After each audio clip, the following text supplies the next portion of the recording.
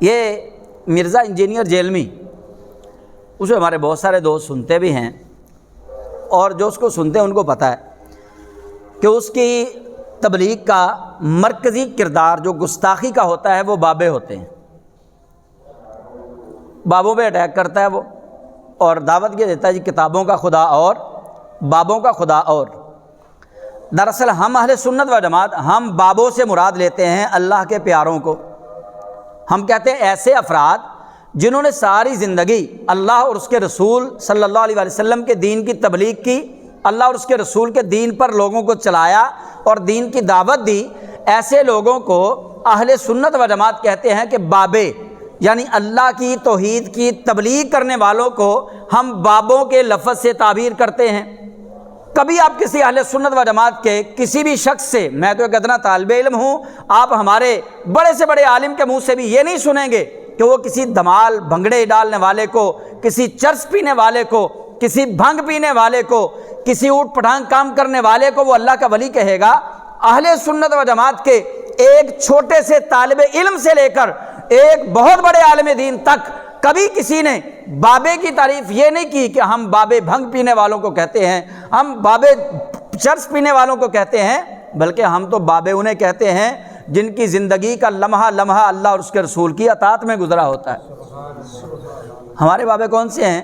حضرت داتا گنج بخش علی اجمیری، برصغیر پاک و ہند میں خواجہ معین الدین چشتی اجمیری، حضرت بابا فرید الدین مسعود گنج شکر، حضرت خواجہ نظام الدین اولیاء محبوب الہی، حضرت پیر میل علی شاہ صاحب رحمۃ اللہ علیہ، سلطان العارفین سلطان باہو، حضرت جماعت علی شاہ صاحب رحمۃ اللہ علیہ، دیگر اللہ کے جو اولیاء کاملین ہیں، یعنی جو قرآن کے عالم تھے، حدیث کے عالم تھے، جو قرآن کے حافظ بھی تھے، قرآن کی تعلیمات کو اپناتے بھی تھے، قرآن کی تعلیمات کو لوگوں تک پہنچاتے بھی تھے، وہ اللہ کے جب پیارے ہوئے، اللہ کے پیارے ہونے کا ہمیں کیسے پتہ چلا کہ وہ اللہ کے ولی ہیں؟ مرزا جیلمی کہتا ہے کہ ولی صرف وہ ہے جس کا ذکر قرآن میں آ گیا، ولی صرف وہ ہے جس کو قرآن اور حدیث نے ولی کہا۔ نہیں، اگر ہم یہ کہیں گے کہ ولی صرف وہ ہے جس کا ذکر قرآن میں آ گیا تو پھر حضرات ذی وقار آصف بن برقیہ کے علاوہ کسی نبی اکرم صلی اللہ علیہ وسلم کے صحابی کو قرآن پاک کے اندر ولی تو کہا نہیں گیا۔ حضرت ابوبکر صدیق کی ولایت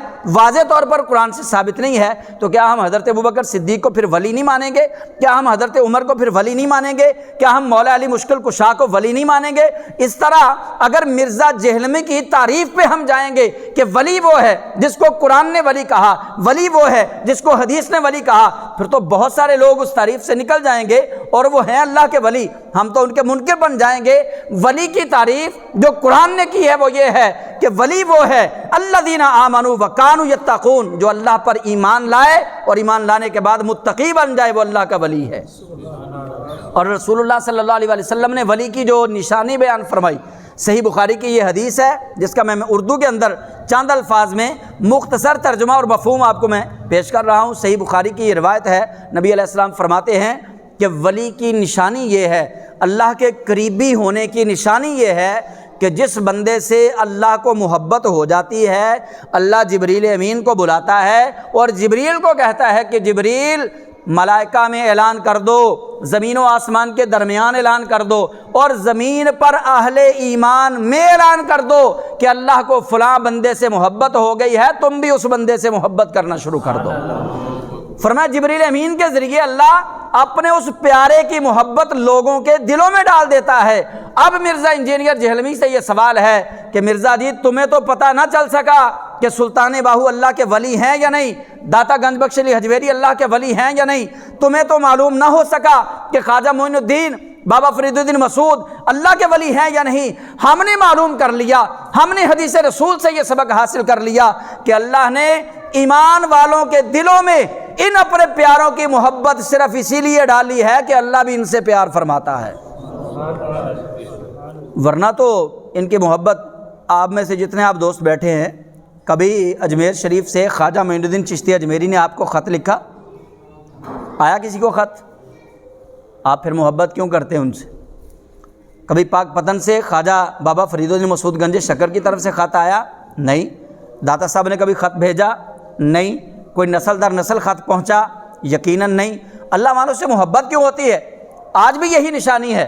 اللہ والے سے محبت ہمیشہ اہل ایمان کریں گے، اور اہل ایمان اپنی قوت اور طاقت سے نہیں کریں گے، اہل ایمان کے دلوں میں اللہ اپنے پیارے کی محبت ڈال دیتا ہے، اللہ محبت ڈالتا ہے۔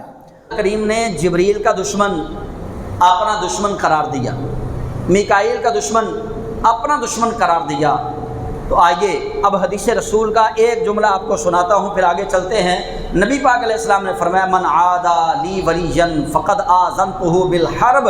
مرزا انجینئر جہلمی کے اسٹوڈنٹس جتنے بھی ہیں جو اس کو سننے والے ہیں، ان سے بھی یہ سوال ہے، کبھی اپنے اس گمراہ بابے سے یہ پوچھ لیں کہ کیا صحیح بخاری کے اندر یہ روایت بھی موجود ہے یا نہیں کہ رسول اللہ فرماتے ہیں من عادى لی ولیا فقد آذنته بالحرب۔ جو اللہ کے ولی سے دشمنی رکھے، اللہ کہتا ہے میں اس کو اعلان جنگ کرتا ہوں۔ صحیح بخاری ہے، یہ حدیث بڑی طویل ہے، یہ اس کا میں مضمون اگر آپ چاہیں تو میں آپ کو سنا دیتا ہوں۔ حدیث کا مضمون یہ ہے کہ نبی پاک علیہ السلام فرماتے ہیں کہ اللہ اپنے بندے سے ہمیشہ محبت فرائض کی ادائیگی کی وجہ سے فرماتا ہے۔ سمجھ لگ گئی اتنی بات کی؟ یہ حدیث پاک ہے، طویل حدیث ہے صحیح بخاری کے اندر۔ اللہ اپنے بندے سے ہمیشہ فرائض کی ادائیگی کی وجہ سے محبت فرماتا ہے، اور اللہ کو فرائض میں سب سے زیادہ محبوب ترین 5 نمازیں ہیں۔ پھر اس کے بعد بندہ نفلی عبادت کر کر کے اللہ کا قرب حاصل کرتا ہے۔ یتقرب الیہ بالنوافل، وہ اللہ کا قرب حاصل کرتا ہے نوافل کے ذریعے، یعنی نفلی عبادتیں، صدقہ و خیرات، اچھی باتیں کہنا، نفل ادا کرنا، قرآن پاک کی تلاوت کرنا، نفلی عبادتوں سے وہ اللہ کا قرب حاصل کرتا ہے۔ کیسا؟ حدیث پاک میں آتا ہے کہ وہ اتنا اللہ کا قرب حاصل کرتا ہے کہ اللہ کہتا ہے احببتہ، اللہ اس سے اعلان محبت فرماتا ہے اس بندے سے۔ اور جب اللہ اعلان محبت فرماتا ہے تو رسول اللہ علیہ السلام فرماتے ہیں کہ اللہ نے فرمایا، حدیث قدسی ہے یہ، رسول اللہ فرماتے ہیں اللہ نے فرمایا کہ جب میں اس سے محبت کرتا ہوں فَكُنْتُ سَمْعَهُ الَّذِي يَسْمَعُ بِهِ وَبَصَرَهُ الَّذِي يُبْصِرُ بِهِ وَيَدَهُ الَّتِي يَبْطِشُ بِهَا وَرِجْلَهُ الَّتِي يَمْشِي بِهَا وَإِنْ سَأَلَنِي لَأُعْطِيَنَّهُ وَلَئِنِ اسْتَعَاذَنِي لَأُعِيذَنَّهُ۔ اللہ فرماتا ہے پھر جب میں اپنے بندے سے محبت کرتا ہوں، میں اپنے بندے کے کان بن جاتا ہوں، اس کی آنکھیں بن جاتا ہوں، اس کے ہاتھ بن جاتا ہوں، اس کے پاؤں بن جاتا ہوں، اس کے ہاتھ بنتا ہوں جن سے وہ پکڑتا ہے، اس کی آنکھیں بنتا ہوں جن سے وہ دیکھتا ہے، اس کے کان بنتا ہوں جن سے وہ سنتا ہے، اس کے قدم بنتا ہوں جن سے وہ چلتا ہے۔ یہ وہ حدیث رسول ہے جو اللہ کے ولیوں کی ولایت پر دلیل ہے، اور اللہ کے ولیوں کے دشمنوں کے منہ پر تھپڑ ہے کہ جس کا آغاز یہاں سے کیا گیا کہ رسول اللہ فرماتے ہیں، رب فرماتا ہے کہ جو میرے ولی سے دشمنی کرتا ہے میں اللہ ہو کے اس کو اعلان جنگ کرتا ہوں۔ اب اس قرآن پاک کی آیت کو پڑھیے، آیت نمبر 98 کو۔ اللہ فرماتا ہے جو کوئی دشمن رکھے اللہ کو، اللہ کے فرشتوں کو، اللہ کے رسولوں کو، اور جبریل کو اور میکائیل کو، فَإِنَّ اللَّهَ عَدُوٌّ لِّلْكَافِرِينَ، پس بے شک اللہ بھی دشمن ہے کافروں کا۔ صرف یہی نہیں کہ آپ نماز نہیں پڑھیں گے تو اللہ کے دشمن، آپ حج ادا نہیں کریں گے تو اللہ کے دشمن، یا آپ روزہ نہیں رکھیں گے تو اللہ کے دشمن۔ اللہ فرماتا ہے نہیں، اگر کوئی مجھے مانتا ہے، میرے ماننے کے بعد میرے پیاروں کو نہیں مانتا، تب بھی میں اس کے ساتھ اعلان جنگ کرتا ہوں، تب بھی میں اس کے ساتھ اعلان دشمنی کرتا ہوں۔ تو اللہ سے جنگ نہ پہلے کوئی جیت سکا ہے نہ اب کوئی جیت سکے گا۔ جس نے اللہ سے جنگ لگا لی وہ پہلے بھی ذلیل و خوار ہوا، برباد ہوا، اور اب بھی ذلیل و خوار ہوں گے۔ ہم تو مرزا انجینئر جہلمی کے متعلق بس ایک بات کہتے ہیں اپنے احباب سے کہ ابھی آپ لوگوں کے سامنے شاید اس کا ابو جہل والا، ابو لہب والا، عبداللہ ابن ابی والا حال آپ نے دیکھا ہے کہ وہ رسول اللہ کی شان اقدس کے اندر توہین کرتے رہے لیکن زندہ و سلامت رہے، وہ اللہ کے نبی کے صحابہ کی شان میں توہین کرتے رہے، زندہ و سلامت رہے، امیری کے نشے میں رہے، ساری نعمتیں بھی ان کو ملتی رہیں۔ پھر اللہ کریم نے جب ان کو ذلیل و رسوا کرنا چاہا، عبداللہ ابن ابی کے بیٹے کے ذریعے اللہ نے اس کو ذلیل کہلوا دیا۔ پھر جب اللہ نے ان کو ذلیل و خوار کرنا چاہا، ابو لہب کا حشر پوری دنیا کے سامنے رکھ دیا۔ پھر جب اللہ نے ان کو ذلیل کرنا چاہا، ابو جہل کو حضرت معاذ اور معوذ دو ننھے شہزادوں کے ذریعے قتل کروا کے پوری دنیا کو بتا دیا۔ فرمایا یہ ضروری نہیں کہ ادھر کوئی بندہ اللہ کے نبیوں کی، اللہ کے ولیوں سے دشمنی اور بغض رکھے ادھر اللہ اس کو فنا کر دے۔